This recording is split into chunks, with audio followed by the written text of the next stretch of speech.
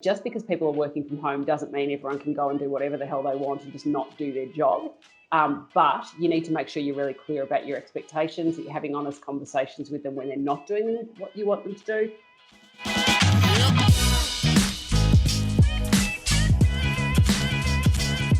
Hey guys, welcome back to another Foundr interview. I'm joined by my friend Lisa Spiden, who is the CEO and founder of Workforce Analytics and also Fiber HR. And she's joining me today. I met Lisa through the EO network, and she's taught me so much about HR, about people, and really how to help your team, do their best work, how to really build a really incredible culture, an incredible team. And I know during these times, with everything going on, these are really important issues that people don't talk about. Like right now, you might be feeling, experiencing some sort of downturn with your business, or you might be experiencing some sort of uptick where you need to hire or you need to kind of reorganize people. So I asked Lisa to come on because, she's taught me so much. So Lisa, thanks so much for taking the time. Thanks so much for having me, Nate. It's awesome to be here, and I'm really excited to be chatting to you about all things HR, which is very cool. Yeah. So just for context, the first question we ask everyone is, how did you get your job?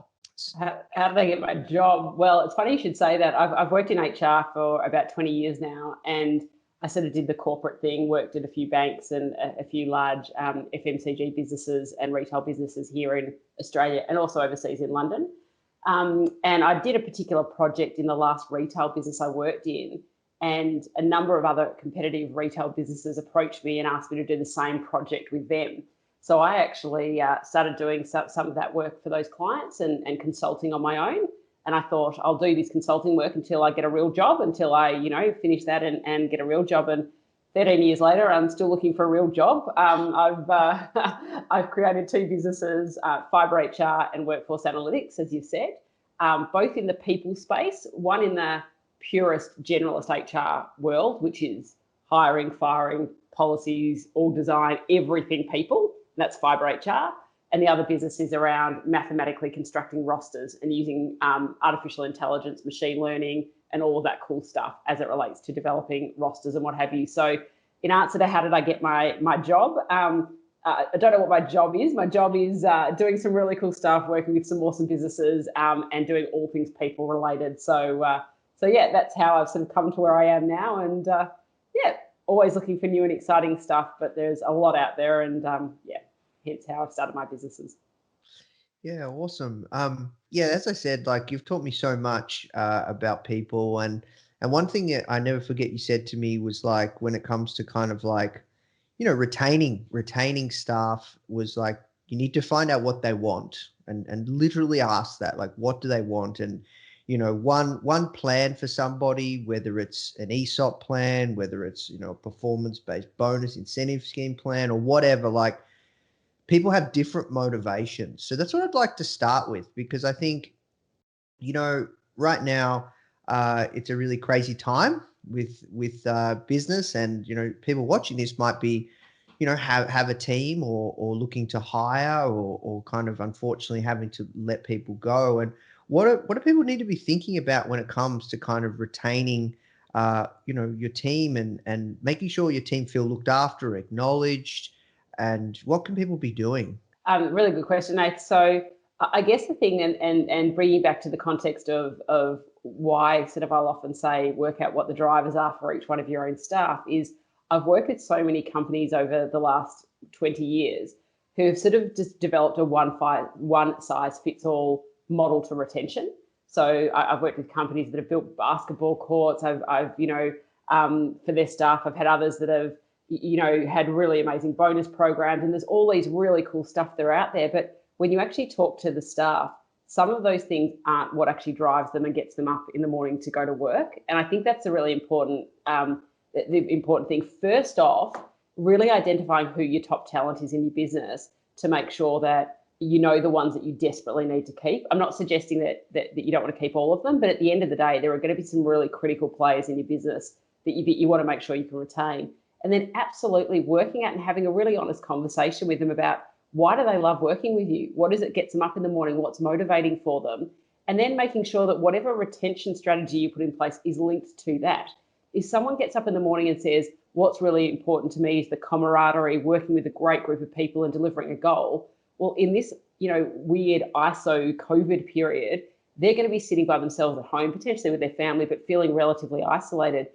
With those people, you want to make sure that they're still feeling engaged. They're still feeling that they're a part of a team. It's still delivering. They're still feeling like they're delivering value to the business. And how do you keep them feeling connected to the business at a time that otherwise people might feel quite isolated?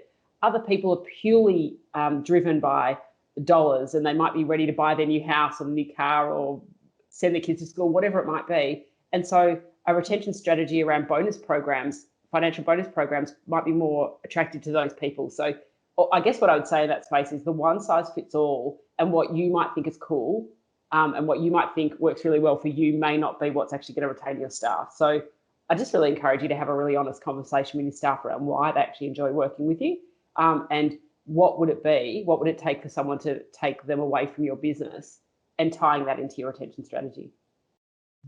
Interesting. So when you talk about kind of might be people at home, what would you advise to businesses right now in terms of maintaining a really solid culture, like with everyone working from home and remote? How does that spread? Like, yeah, what do you say to clients, or what do you recommend right now? So I think in terms of retaining people and keeping them motivated at home, one thing is people are going to respond really differently to working from home. Some people that I work with, even my own team, some absolutely love it. They can roll out of bed, jump onto the computer, do some really cool work, spend more time with the kids, and they actually really love it. So from that point of view, as long as they feel that they're adding value to the business and getting their own home time with the kids, they're cool with that. Others are really struggling. Some people might live alone. Others get a huge amount of energy by being around people and are really struggling to be motivated. So I guess in terms of what I would suggest for clients, one is to make sure that you're empathetic to your staff. You are touching base with them and even just asking how they're going. If people aren't coping so well, giving them some solutions to help them through that, whether that be, an invitation to speak to yourself when they need to chat, whether it be putting an employee assistance program in place, so access to a counsellor or things like that. Some of those things are really useful. But the main thing I would say as a leader is you've got two different duties of care. One is a duty of care to your staff to make sure that they're looked after and you're doing the right thing by them. The second is your duty of care to the business. So one of the things that I think keeps people buoyant is actually following a leader that's really excited about what the future looks like. You've got to be really conscious around how you present in this particular environment. If every time you're jumping on your Skype or your Zoom calls and things like that, and you're really flat, you're feeling like, the world is collapsing around you, you don't know what's going to happen with your business, I can guarantee that is permeating throughout your team. Everyone there is sitting there with high anxiety. If you're actually turning up to these meetings, being empathetic about the fact that it's a tough time, but being able to, I guess, really describe what the future looks like and be able to take your team on that journey, I can guarantee you'll get them faster into a space of being really positive around wanting to move with you to the future rather than sitting in the doom and gloom, which can sometimes overcome us in this really crazy time. Yeah, that's really great advice. And like, as a leader, what have you done to kind of stay motivated and stay pumped up during these crazy times? And Lisa, Nathan, you bored, like you're like a superhero, at least like something have going on. No, not at all, not at all. I think what motivates me is I've got a really clear goal around what I want my next 3 years to look like. And so what motivates me is in my particular business or particularly in the workforce analytics business, we're doing some stuff that no one else in the world is doing. And that for me is exciting. I'm working with a really, really smart team of just a team around me that are doing some really cool stuff. So I get motivated by my team. I get energy off the team, as well as having a really clear plan and seeing that we're getting closer and closer to delivering that. On the fibre side, what motivates me is we're working with some really awesome companies. So we work with a lot of small and medium businesses that are doing some really cool stuff. And that is really exciting to work with those businesses and see how they're overcoming this really crazy time as well. So for me, my motivation is I just think that but it's my view on life. You can take a really dire a glass half empty view of the world at the moment. There's some really crap stuff going on, to be quite honest. So no one's shying away from that. But what's happening is some of the businesses I'm talking to are absolutely flourishing in this time, and it's their ability to be able to pivot and to look at what they do really well and to look at what their customers need and to be able to work out in this time, how do they maybe change their direction slightly to be able to navigate this time. And what I'm finding is the businesses who are doing it really well, they're doing some really cool stuff. That motivates me. Talking to those types of people motivates me. So that's what keeps me up. What gets me down is the opposite of talking to people that are just constantly in a, this is really dire, it's really depressing, what have you. I'm happy to start with the conversation, but what I really love doing is moving really quickly forward into how do we actually move forward with it rather than focusing on all the doom and gloom. Otherwise, I think everyone just gets depressed. Yeah, no, I agree. That's spot on. So what can people be doing kind of like, what are some things that you can do to kind of keep that teamwork, that camaraderie, that kind of feeling like, even though not everyone is in the office together, what are some things that you got, like you're doing in your company or you guys recommending to clients? Yeah. So we do regular stand-ups like loads of businesses. So pretty much every morning we get up and stand up, which just allows us to connect in the morning. Most of it is obviously work related and what we're delivering and whatnot. And I'm lucky that the businesses are actually relatively interdependent, i.e., in my businesses, people work really closely with each other for a shared goal. So that in itself creates teamwork and people speaking to other people and feeling like you're adding value because you have to contribute something to the broader picture. So that in itself creates teamwork. Just having some fun with it as well. You know, we've got, we joke around about what people are cooking. You know, people are going out for walks and seeing how far they're going for walks at lunch. Now in Melbourne, Australia, we're only allowed to go out for an hour. So that's kind of been capped by that. You know, what people are cooking, what deliveries are coming in. So there's a joke happening around who's got the most deliveries coming in and what they're ordering. And I just think it's just being personal and having, you know, conversations with your team just to, you can tell on these calls who's feeling flat and who's not all the time.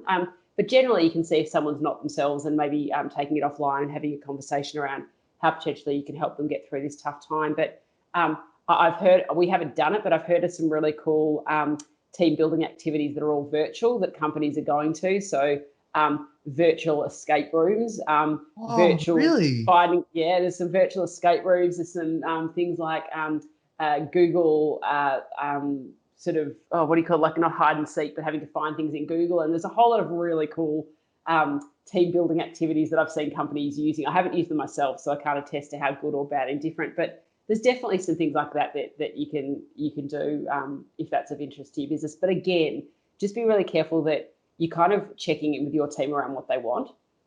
Some people are trying to get on with work as well as they've got little kids running around and they just want to be as efficient as they can.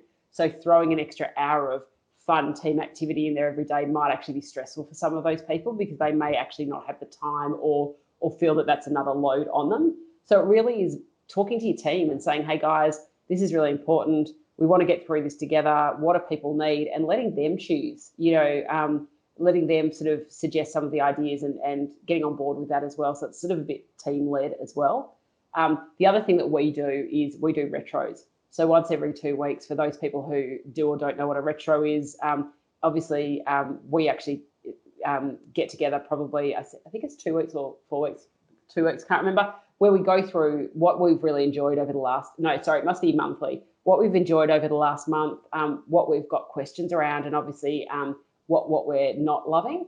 And that also allows us to flush out any of the things that's not working well in the business or challenges that we've got that people might want to lean into and address so that we can just make it better and better going forward. Oh, that's really good, that retros one. I've never heard you talk about that. I remember we used to do it at the end of every forum. That's why we did it, because I used to do it at the work. So it just gives you voice. It gives your team a voice. It makes sure that even as a leader, you're picking up some of the things that people aren't enjoying or some of the questions that are sitting there that you might actually know the answer to, but not realise that you haven't articulated it particularly well to your team. So it's just a way to check in and just say how things are going and what we can improve on. Yeah, wow, that's loads really of stuff online, Nate. So people can Google, retro, agile sort of retros, and it's got lots of different ways you can do it. And there are there are software and things that you can actually do it online to capture it and allow people to anonymously write things down and then talk about it once this sort of all been put up. Interesting. Okay. So I'm curious as well when you talk about, so that's great to get that feedback and constantly iterating. I'm curious as well around stand-ups. I don't know, like, yeah, can you give context around what stand-ups are and what your agenda looks like, or like what that could look like for someone? Yeah, there'll be loads of people who will be cringing when I tell you how ours is run, because it's not a typical agile stand-up. So how it came about is one of my businesses had a very heavy focus on software development. So we brought an external team in who brought the agile methodology in, and we used to do daily stand-ups with that software team. And they were really short, sharp, updates on what they got done the day before and what they're working on that day, and any blockers that they might need help with. So idea being sort of, 20, 30 seconds a person and quickly whipping around so that people know what they're doing. It's not intended to be a how busy is everyone and who's got the busiest workload or anything like that. It's just to make sure people are really clear as their work is quite interrelated on who's working on what to keep it moving forward. Because we're not in the office together, our stand-ups go for probably about 15 minutes every morning. And it's probably a little bit deeper. So sometimes we actually go into a little bit of an issue, any resolutions that we need or help that people might need in the stand-up. So that's not a typical format that most companies would attest to in terms of doing stand-up. But I guess what we're trying to do is say, okay, it's in the morning. What have people worked on? What do we need to know? And does anyone need help? And let's quickly try and unravel the ones that are short to let people go ahead and be able to work efficiently throughout the day. So it is really a bit of an update, but it's also a great way to check in with everyone in the morning and just to sort of see how everyone's going. So it's a bit different to a normal agile stand-up. Yeah, no, that makes sense. And I'm curious as well, as like teams and companies and stuff grow, if you had like 30 people or 50 people on a call all going through on a stand-up, you generally at some point breaks out, right? Yeah, I wouldn't suggest ever trying to have 50 people on a stand-up. If you've got 50 people on a Zoom call, it's more likely to be a kind of information sharing or company update or something like that. When you've got 50 people together, you're more likely to break it down and sort of do it in smaller teams of seven or so people in a group. So it's more likely to be department-led or people working on the same things getting together. So I definitely wouldn't suggest even catching up on regular Zooms and things with a team of 50. That's probably less interactive. It's more sort of one-dimensional of someone giving information. But the stand-ups and things like that and retros are usually smaller groups, so sort of seven or so people. Yep. Okay. But I have heard some really cool stuff with stand-ups.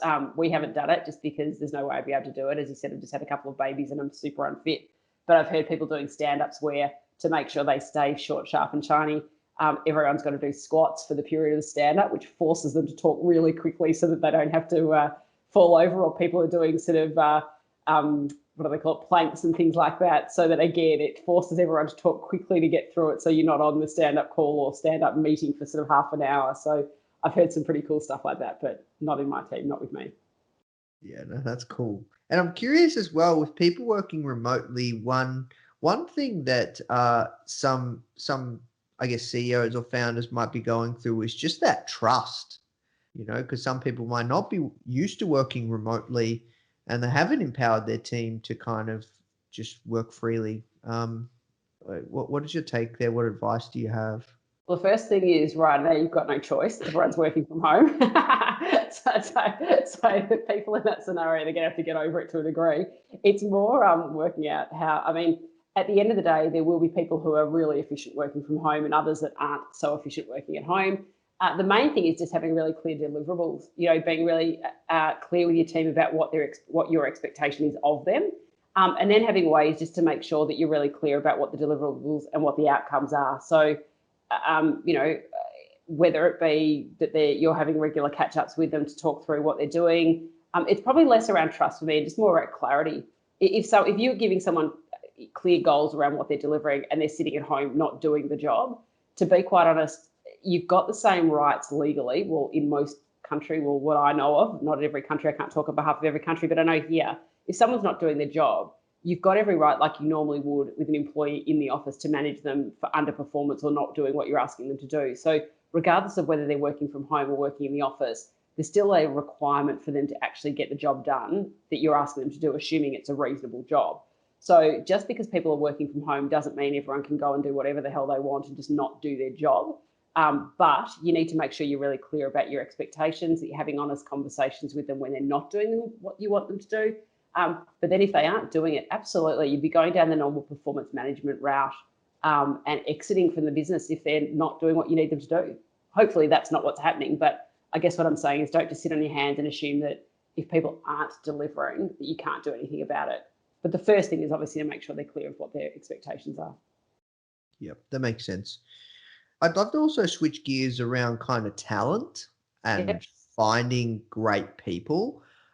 It's not something that a lot of people talk about in the business world so much, or inside in terms of like content, I've noticed. But from my experience, um, personally, once your company gets to a certain size, uh, or like anytime like you want to grow your company, it's a people, right? It's people that build that company. And um, if you do want to grow, it is much easier if you have fantastic people Yep. that are trained and at what you want them to do, and they're really, really savvy. They might not even need to be trained or have that experience, but yeah, that's something you've spent a lot of time cutting your teeth, finding great talent, fostering great talent. um, do you have kind of like an overall take on that, or like where would you like to start? Because I know it's a big, big topic that, yeah. Yeah, absolutely. I think there's so many different areas I can talk about in terms of talent. So feel free to direct me if I go off course here. But a couple of things. One is it's really important if you want to grow your business that you get the right people into your business.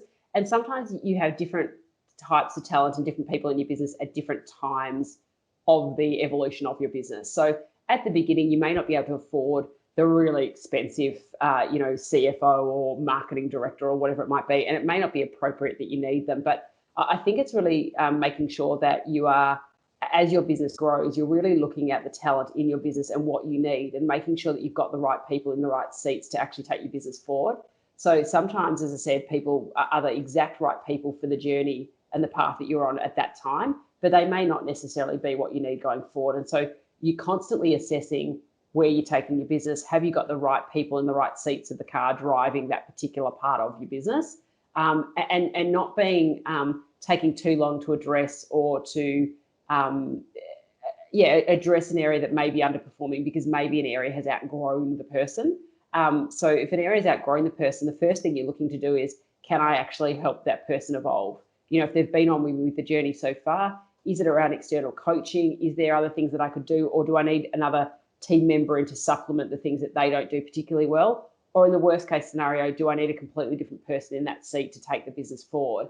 And unfortunately, that may be the end of the journey for that person within your business. So I think it's really about making sure you've got the right people in the right seats at the right time to take your business where it needs to be. But then what you want to do is make sure that you are really clear of who is the top talent in your business. So if you had to take time off, if you need the business to run without you, or to even help you grow the business to where it needs to be, who are the people that are currently sitting in your business that are amazing and that you cannot afford to lose? And then what is your retention strategy? Like we spoke before, Nate, what are you doing around those people to make sure that they don't disappear? Because if you need to replace someone who's doing an amazing job in your business, it's going to cost you a hell of a lot more than just the salary of the new person you put in. You've got a whole lot of IP and knowledge in the people that are sitting in your existing business. You've got often the dedication and the loyalty, the history, all of that stuff around the people. So bringing someone else in, if you're losing good talent, isn't ideal, but sometimes that's just part of the journey where someone decides that they've had their time with the business and it's time to move on. So really identifying your talent and making sure you've got a strategy around how to retain them. The other thing is not being shy or taking too long to identify when you've got poor talent in your business. So if you've got people in your business that aren't doing what you need to do, that aren't where they need to be, absolutely, first off, you're having a conversation with them to make sure that your expectations are clear and they know what's needed of them. And then if that's not working, you're either, as I said, moving them into a role that's complementary to what they can do, or moving them out of your business if there actually isn't anything that they can do where it's adding value. The businesses that perform really well have got a team of highly performing individuals and talent within their business. That they're not sort of 3 or 4 people who are really smart and a whole lot of really average performers. So what I would do is just make sure you're having a look at your own team and sort of assessing what kind of talent and capability you've got with your own team. Again, ideally, skilling up your team, but moving on and bringing the right talent in if you don't have them. The good thing about this really crazy, horrible COVID period, the silver lining of the unemployment thing, which is a really horrible scenario, there is really good talent in the market right now.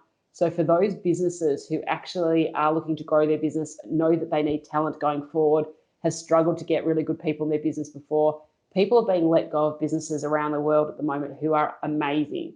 So for no fault of their own, they've been made redundant because a business can't afford to have so many people in the business. So unlike a normal scenario where you might have a particular person that you've identified that you want to bring into the business, now's the time to go and recruit if you can, because what you'll find is that there is great people that normally you can't pull away from the business that they're sitting in, and it's a great time to actually fill those sort of more strategic and areas that are critical in your business with some really, really great talent. So one of the things we're doing with our businesses in fibre is actually having that conversation with clients who are in a financial position that they can bring roles on slightly before maybe they need them, but actually saying right now is the best time to go out to the market. You'll get your pick of some really great talent, which is fantastic for those employees, but also for your business. Yeah, that's really interesting. When it comes to, I guess, talent, are you pro skills over culture or pro culture over skills, or what weight do you give it? I don't think there is a weight. I think it's about the role. There are some roles that I don't care how passionate someone is, if they don't have the skills, it's a disaster. So if you've got a finance person who's the most passionate, lovely person in the world, but they act crap with numbers and they don't understand the accounting, they can get you into some really serious trouble. So there are some roles that you want to make sure you've got the right skills for. There are other roles that and having the right person with the right attributes are really important, that you can actually grow those skills. And culture is obviously really important. Getting people who are aligned with your energy, your vision, the type of culture that you want within your business is really important. So in a lot of cases, if you can get people in who've got that passion, they will absolutely help your business move in the right direction in a really fun, dynamic, way that is what you want in your business. But there are definitely some roles that you've got to be really careful going sort of culture and passion over skills. A lawyer, you do not want a legal counsel in your business who does not understand law. That would be an absolute disaster. So I'd just be really careful around understanding which roles are technical and have got risk to your business, and making sure you get the best person in around that. But the other roles, as I said, you're assessing like for like. If someone can do the job but might just need a bit more development and is way more passionate and a good culture fit, you definitely go down that path over someone that's not a good cultural fit for your business. There are then some strategies around how to manage that. So if you do have people in your business that are technically really strong but culturally not quite aligned, one of the conversations you're having with them is around trying to bring them in to understand the culture. That's really important. But if they can't do that and you just work out that they're technically really strong but a disaster culturally, or not a disaster, sorry, probably just not reflective of your culture, there are ways to make sure that they are they take less of a role in influencing the rest of the team. So it's just not making them the forefront of team meetings or group environments where they kind of influence what that culture looks like. So there's some strategies that you can manage that. I know one business I worked with who had someone who was culturally just so far off the business, but technically just an absolute superstar. That person worked from home. So they worked from home, which meant that they didn't really influence the culture, but their output was fantastic. That suited them. One of the reasons that they weren't a great cultural fit, they knew it, and they didn't actually enjoy being around the culture, but they absolutely loved working from home and doing the work, and that worked for that business. So it didn't influence the culture, and they still got some really great work. So again, it's just actually working out what you need in your business, and then working out how to make sure that doesn't permeate into your culture negatively. Yeah, wow, that's really interesting. And what about building upon a great culture? Like, what does that look like as your company grows? what do you need to be doing? Like, do you need, like, because culture is an interesting thing, because it's not just, the lunches or the drinks or the beers in the fridge. It's what people see. It's what others are doing. How do you build upon that strategically while you're trying to grow your company? You've got all these other crazy things going on. You probably can't afford to hire a people and culture manager or whatever, right? But you want to have a great place to work. You want to have a great team. You want to, encourage. Yeah. So first off is, and I've said this in another podcast I did ages ago, if you've got more than sort of 2 people in your business, you've got a culture. Like it or not, there is some kind of underlying way that people operate within the business. So then it comes down to what is the culture that you want within your business. So making sure that you actually have clarity about what that culture looks like, and it's not all the pool tables and drinks on a Friday and things like that.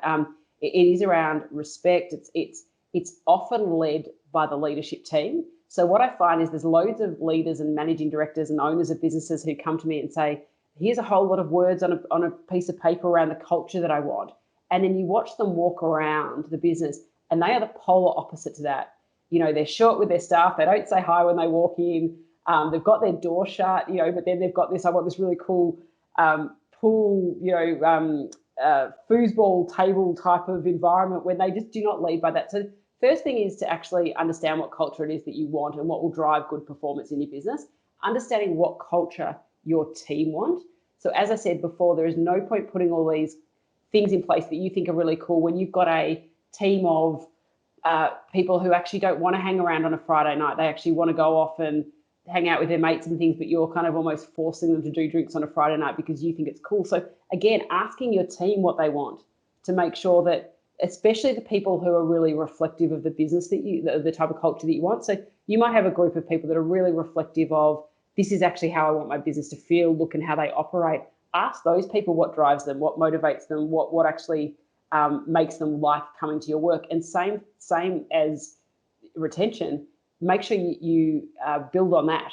So build on the things that they enjoy, the things that they work. For some people, it's what kind of computers they work on. Are they on an Apple or are they on a different infrastructure, Linux or whatever it might be? Others might be around, I actually want to have drinks on a Friday night, or I want to have lunches with the team. And others are, I want to come in and feel a huge amount of pride in what I'm doing. So the thing that's most important for me is understanding how we're going as a business and what I'm doing is contributing to that bigger business. So really, again, understanding what your team want, listening to the people who are reflective of the people that you want in your business. Not everyone. There will be some people that aren't necessarily the right people for your business necessarily. So I'm not saying ignore what they're saying, but you're really trying to build on the kind of culture of the people that are the right fit for your business and then work out what they want and go from there. I love it. Well, look, Lisa, I could talk to you about this stuff all day, every day. Have to wrap. But this was really, really helpful for anybody that's, looking to grow, build, or like kind of, maintaining a great company culture and everything that's going on. So thank you so much for your time. My final question is, where's the best place people can find out more about yourself and your work? About myself and my work. So jumping online to both of our websites, so Workforce Analytics website, workforceanalytics.com.au, or Fiber HR, which is fiberhr.com.au. So my details and contact details are on both of those. Otherwise through LinkedIn. Feel free to shout me or shoot me a note for any questions that you might have. Amazing.